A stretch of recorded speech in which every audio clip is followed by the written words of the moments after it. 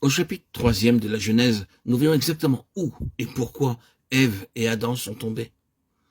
La chose est très simple à sa surface. Peut-être est-ce là que se trouve la force et la subtilité principale de la tentation. L'occasion en est quelque chose d'apparemment bon. Les tentations et les séductions de Satan sont ordinairement présentées sous une forme qui fait de l'objet en vue quelque chose à désirer, comme étant bon. Souvenons-nous toujours de cela. Je doute que Satan ait jamais tenté ou séduit quelqu'un en lui faisant entrevoir les conséquences cruelles de sa chute. Il poursuit toujours exactement la méthode contraire et présente la tentation et la séduction sous une forme qui en appelle au jugement humain comme quelque chose de bon à désirer. Ce qui est terrible, c'est que l'homme ne voit jamais que la chose. Christ a vu Satan. Et lorsque la tentation lui fut suggérée et présentée comme quelque chose de bon et de désirable, Christ vit à travers elle et derrière elle. Et il répondit, arrière de moi, Satan.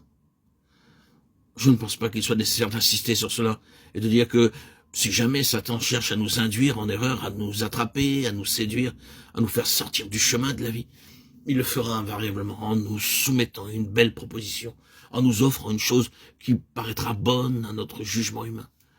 L'implication claire et significative de ce fait, c'est que si nous voulons suivre notre propre voie, nous trouverons toujours une raison très bonne pour le faire. C'est-à-dire que nous apporterons toujours une bonne excuse à mettre dans la balance avec la chose que nous désirons. Je dis que c'est significatif.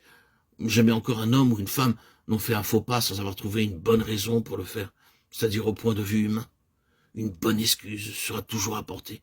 Et c'est précisément en cela que se découvre la vraie source.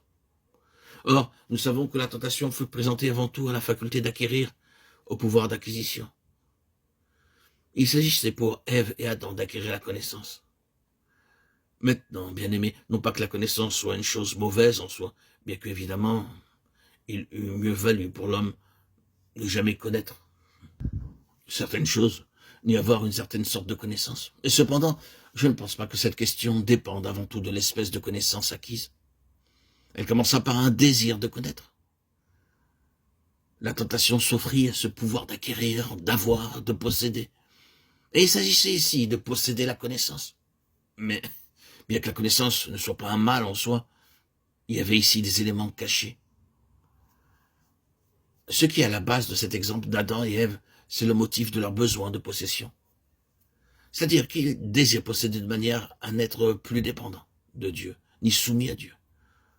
Le dessein caché était d'effectuer un changement de position, d'arriver à une autre position à l'égard de Dieu. Voilà ce qui se trouve à la base de cette tentation. C'était un coup direct porté à la dépendance de l'homme vis-à-vis de Dieu, à la soumission de l'homme à Dieu, ou bien, pour l'exprimer d'une autre manière, c'était un coup direct porté à la position de Dieu.